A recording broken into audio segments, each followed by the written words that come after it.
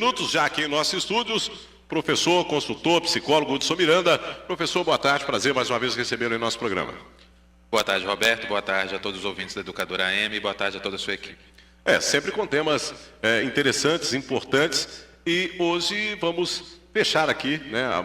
Fechar nunca, a gente consegue fechar um assunto em se tratando da área de psicologia, mas pelo menos a gente tenta, na medida do possível, passar o máximo de informações possíveis dentro do tema que a gente se propõe a fazer aqui no programa, né, professor?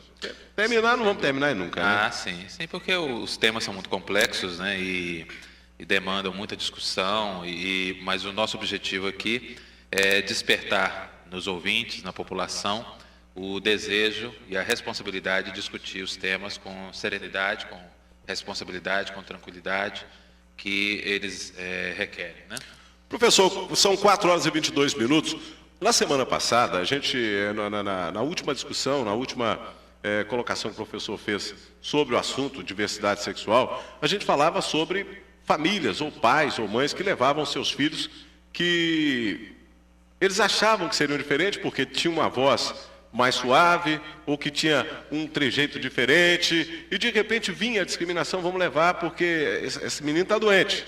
E é tratado, às vezes, o homossexualismo como uma doença, e eles buscam tratamento nas clínicas. Isso é um fato?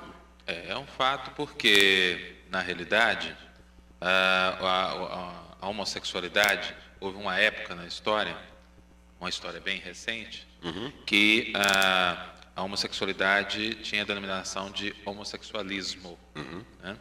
E ela fazia parte do que a gente chama de CID-10. Né? CID-10, o que deve ser o CID-10 é o Código Internacional de Doenças, né?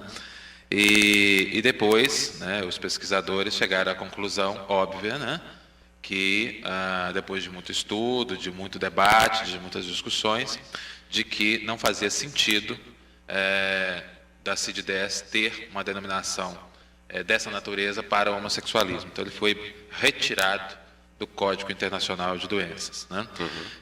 Mas, evidentemente, que aí estava instalada uma visão já deformada, né, do fenômeno, que é um fenômeno, que é um elemento da sexualidade humana, é uma possibilidade, né?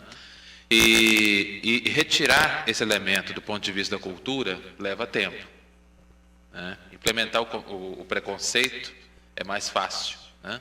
Retirá-lo é muito mais complexo.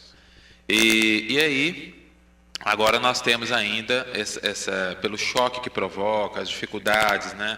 A falta de espaços que discutam o assunto de uma maneira séria, né? Fazem com que os pais tenham essa expectativa, e todos aqueles outros elementos que nós já discutimos nos outros 3 programas anteriores, né? Que já vai fazer 4 semanas. 4 semanas, estamos entrando agora na quarta.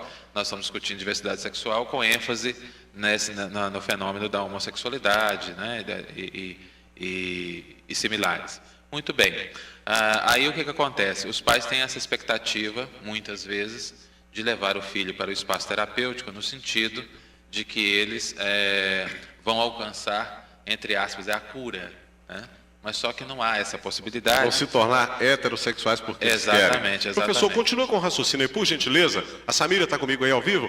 Alô, Samira, boa tarde. Samira, até amanhã. Professor, a gente continua aqui com o professor, consultor psicólogo Hudson Miranda, falando sobre diversidade sexual. O senhor dizia agora há pouco que muitas famílias ou muitas pessoas, quando descobrem que tem um ente da família, um filho, um primo, que tem que é voltado para o homossexualismo, normalmente essas pessoas se preocupam e passam a querer criar aí um subterfúgio através de clínicas para que essas pessoas possam se tornar hétero na cabeça deles. Existe essa probabilidade? Existe essa possibilidade ou não? Bem, como eu já disse, não existe essa possibilidade. O que acontece é que o papel do terapeuta não é nem estimular nenhum comportamento, seja ele qual for, qualquer natureza, qualquer tipo de questão comportamental, não cabe ao terapeuta estimular nem desestimular. O espaço terapêutico, como eu disse no final do programa passado, só para a gente recapitular, né? Ele é um espaço com o objetivo de acolhimento. Ele acolhe o sofrimento com algumas características que o tornam único. Por exemplo, é garantido ali o sigilo, não há julgamento, né, se é certo ou errado, né, e é garantido à pessoa o tempo que ela precisar, ou seja, ela não tem a meta, em 2 sessões, 2 encontros, né, com o terapeuta, já estará resolvido o problema. 3 encontros, 10 encontros, 12 encontros, ela tem o tempo dela, né? Então, essa não pressão, o não julgamento, e o sigilo, e a ética, e a liberdade que ela tem de dizer realmente o que pensa, de ser realmente o que é, né? Sem se sentir num tribunal, sem se sentir alvo, né, de um julgamento, obviamente a coloca numa condição onde ela consegue se ouvir, se reconhecer e redirecionar, estou falando de possibilidades, né? E redirecionar a sua forma de ser no mundo, de se colocar, de se valorizar, né? De elevar a sua autoestima, e de se livrar dos traumas, das dificuldades, do julgamento que vem de terceiros, sejam eles localizados em que contexto for, seja familiar, seja escolar, seja o relacionamento social geral, né? Seja no contexto do trabalho. Então, esse é o objetivo do espaço terapêutico. Por isso, não há esta garantia, né? Nós não trabalhamos com garantias, porque quando se trata de comportamento humano, não há garantia, né? Nós estamos trabalhando com uma ciência exata, nós não estamos trabalhando com matemática nem física, nós estamos trabalhando com o comportamento humano, e o comportamento humano é tão diverso quanto a quantidade de pessoas sobre a Terra. Sim. Por isso, nós podemos ter pessoas expostas, uma centena, 1 milhar ou milhares de pessoas expostas ao mesmo fenômeno, à mesma condição, aparentemente, né, aos mesmos elementos, mas a percepção dessas pessoas, a autonomia que cada um tem, a forma que ela tem de ver o mundo, né, de apreender os fenômenos do mundo, é que vão fazer a diferença, né? Uma coisa é você apresentar o seu filho ou a sua filha ao mundo, outra coisa é como ele vai capturar e assimilar esta apresentação, né? Embora seja apresentado pelo mesmo pai, pela mesma mãe, né? Mesmo que seja no mesmo momento, ao mesmo fenômeno, eles vão ter formas diferentes de assimilar. Então, por isso é que nós não podemos entrar nesse mérito, né, de orientar ninguém no sentido de falar, vá por esse caminho que esse é o certo, vá por esse aqui que esse é o correto, ou não vá por aqui porque aqui é errado.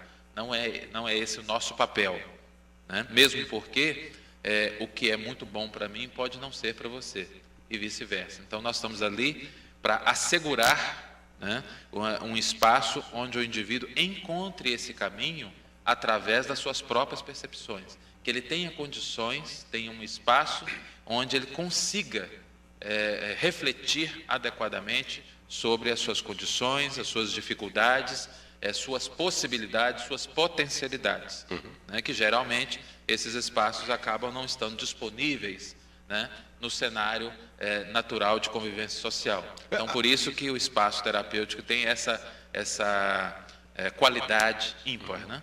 Há um tabu muito grande em relação a isso que a gente está discutindo, porque pouco se fala, pouco se discute, pouco se debate, até mesmo na mídia de uma maneira em geral, para a gente contextualizar, não se debate tanto, não se cria possibilidade de discussão sobre esse tema, e sempre a gente traz esse tipo de tema para a escola. E esse tabu, ele faz com que na própria escola, onde algumas crianças podem, né, estar também, ser um homossexual, alguns adolescentes, e de repente está ali escondidinho com medo Claro.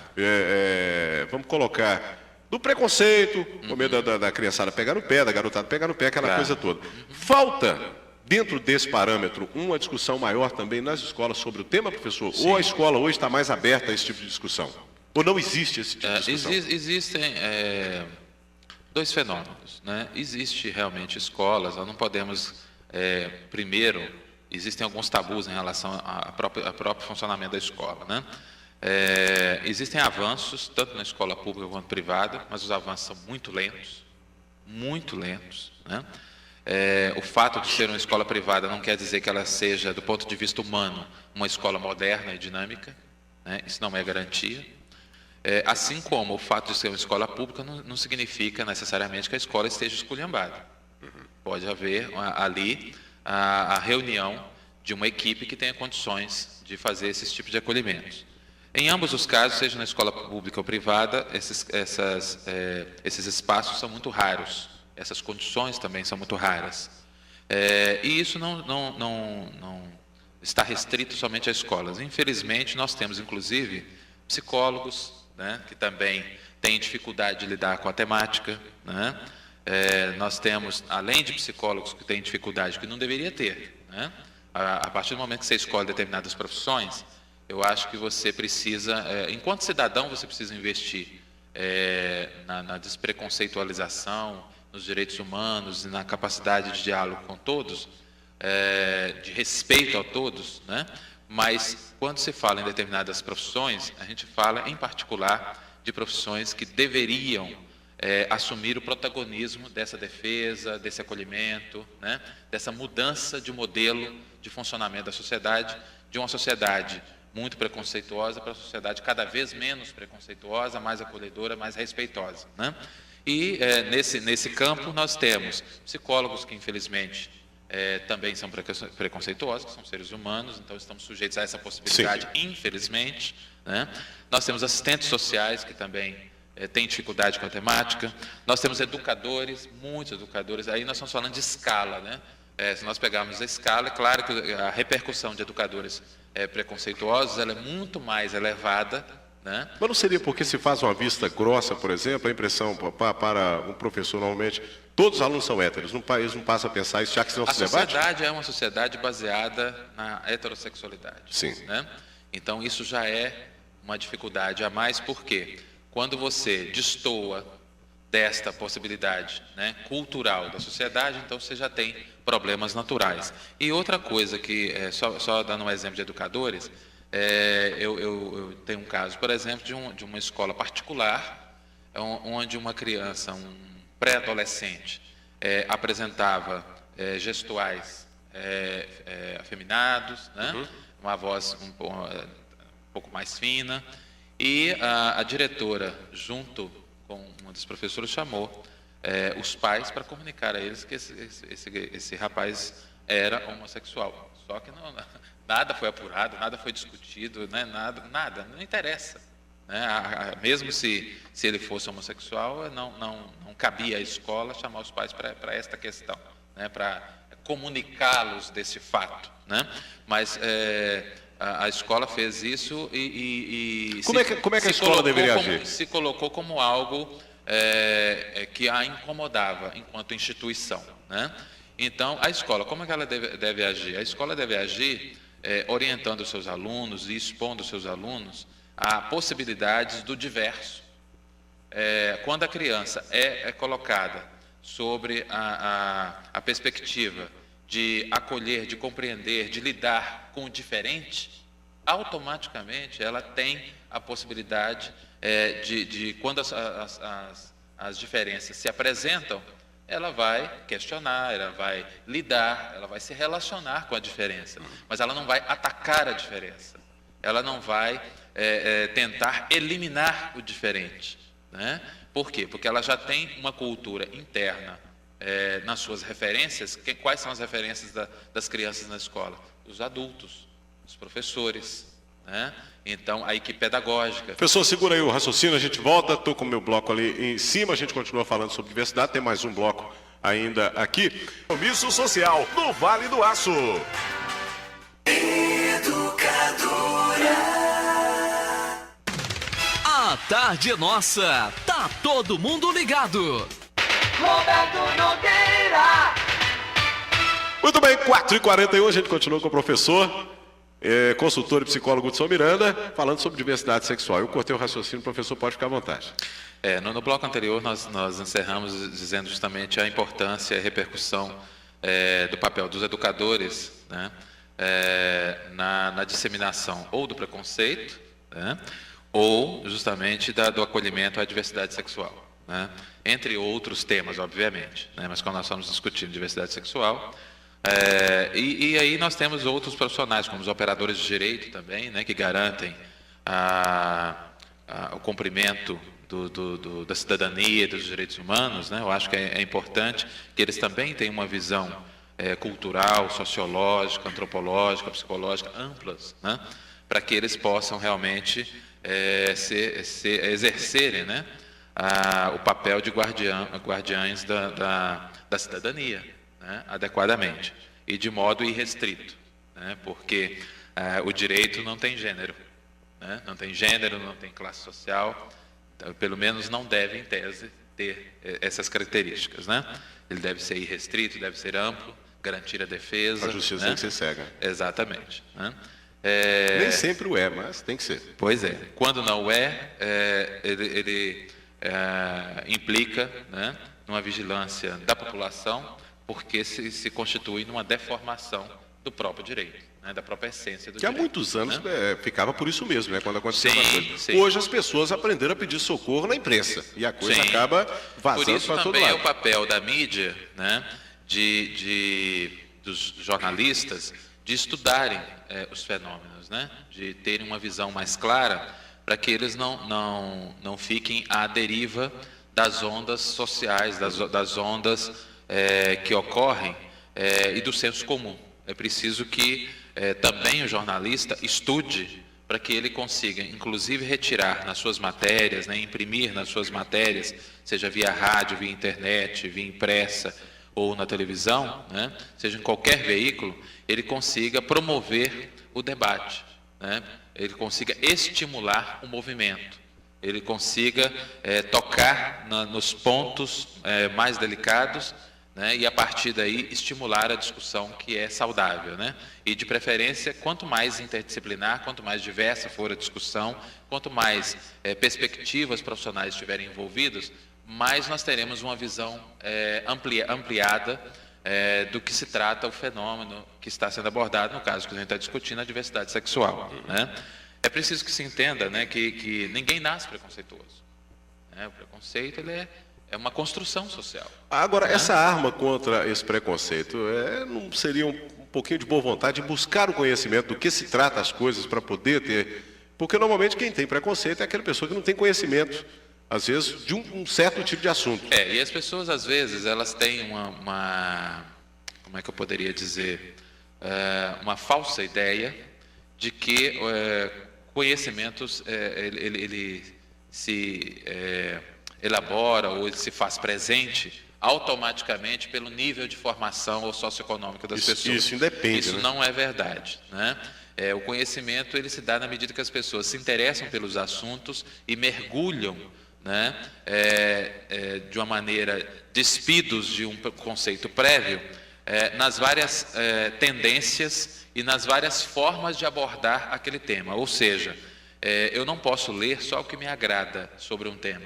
Eu preciso ler as atitudes e as opiniões que são convergentes, ou seja, estão de acordo com o que eu penso, mas eu tenho que ler também aqueles que pensam de maneira diferente para que eu possa me posicionar em cada perspectiva e, a partir daí, tirar a minha conclusão, que eu esteja fundamentado naquela conclusão. Você pode divergir, mas dentro de um conhecimento. Exatamente. Às vezes a gente vê pessoas que têm uma formação em termos de titularidade, que poderia contribuir muito para que elas não fossem preconceituosas e surpreendentemente, elas se apresentam como pessoas altamente preconceituosas. E o que isso significa? Significa que elas foram instruídas, mas não foram formadas, né? Elas não se dispuseram. É a mesma coisa da pessoa que nos procura no consultório, mas ela não está disposta a refletir de maneira plena, autêntica, né? E a se transformar, a se dar uma chance. Então, nós não fazemos milagre, né? Nós podemos contribuir, né, com a técnica terapêutica, com o espaço terapêutico, nós podemos contribuir, mas se você não estiver disposto, né, a se angustiar, não estiver disposto a refletir, não estiver disposto a passar pelas etapas necessárias para a revisão dos seus conceitos, obviamente nada acontecerá.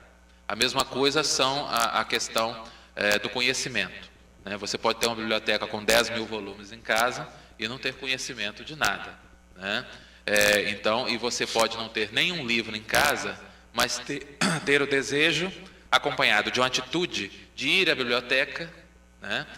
Municipal, ir à biblioteca das escolas, da rede pública, pegar livros, ler, se informar. Ou seja, você não tem dinheiro para comprar os livros, não tem uma biblioteca em casa, mas isso não significa que você não se interesse pelos temas, não se debruce sobre os livros, na possibilidade que eles têm na rede pública, nas bibliotecas e assim por diante, e principalmente na sua disposição de beber em fontes diferentes, né? Em tentar compreender como é que o conhecimento é construído numa outra visão. Então, acho que isso é importante para as pessoas, né? Eu não tenho uma coisa assim também, professor, quando alguém, né, a família ou os amigos ou a vida está transcorrendo da melhor forma possível, de repente pinta um obstáculo, ou uma doença, sei lá, uma depressão, um problema qualquer, e a pessoa que nunca teve aquele tipo de problema começa a buscar na internet o que é aquilo, o que significa aquilo. Poderíamos, ou poderia se antecipar a alguns tipos de problema, buscando mais detalhes, informações sobre todo esse preconceito que acontece e por que acontece, as pessoas não ligam para isso, até que o problema ou alguma coisa lhe atinja? Você está falando de maneira preventiva? De uma maneira preventiva, até para a pessoa sim, saber, para buscar esse conhecimento. Claro. Quanto mais você lê, né? Sociologia... Porque se o conhecimento é a melhor forma contra o preconceito... Sim. Quanto mais você lê sociologia, filosofia, que é extremamente importante, psicologia, educação, né? Direito, quer dizer, esses conhecimentos estão disponíveis, eles não estão escondidos, trancados no armário, né? Eles não estão numa gaveta, eles não estão num cofre, né? Eles estão com a questão da internet, com a multiplicação das instituições de nível superior, com a multiplicação das instituições de ensino como um todo, a multiplicação das bibliotecas e assim por diante, as oportunidades também se multiplicaram. Estão longe do ideal? Sim, estão longe do ideal, mas avançaram muito e estão... nós estamos experimentando um avanço extremamente generoso em relação a 10, 20 anos atrás. Evoluímos. Há um passado muito recente, evoluímos muito, né, em termos de oportunidades. Então, agora, como é que eu me comporto em relação a essa oportunidade? Essa é outra história, né? Agora, evidentemente, que nós temos que tirar alguns tabus. Por exemplo, existe aquela frase, né, que acaba sustentando alguns preconceitos, como, por exemplo, quem com porco anda, farelo come, né? Então, isso faz com que, por exemplo, algumas pessoas tenham dificuldade, uma vez que você, alguém, né, se manifeste a sua orientação sexual como homossexual ou como lésbica e assim por diante, as pessoas têm dificuldade até de andar com eles, né, como se fosse um vírus. Há um preconceito nisso. Algumas pessoas, sim. É claro que as paradas... Não vamos generalizar, não é todo mundo mais... Claro que não. Eu acho que existe um avanço, né, eu acho que as gerações, principalmente as gerações muito jovens que estão sendo expostas a outras possibilidades de conhecimento, uma boa parcela significativa delas tem revisto isso. Mas ainda o preconceito é muito elevado, em muitas partes é velado, ou seja, é um preconceito que existe, mas não é declarado, né? E aí é preciso fazer uma intervenção preventiva, né, nesse sentido. Mas as paradas, por exemplo, têm representado um avanço significativo pelo lado econômico, né? Porque você pega a parada de São Paulo, por exemplo, ninguém ignora 3 milhões de pessoas numa avenida em nenhum lugar do mundo. Não seria no Brasil que também iriam ignorar, né? Então você tem 3 milhões e meio de pessoas manifestando-se, né? Num momento só, numa avenida, evidentemente que chama atenção para a visibilidade da causa que se quer discutir. Mas evidentemente que a disseminação fora do meio para a discussão ainda é precária, ainda é muito incipiente, né? É preciso melhorar isso, amplificar com responsabilidade e com conhecimento, né? Para que não se diga besteiras, né?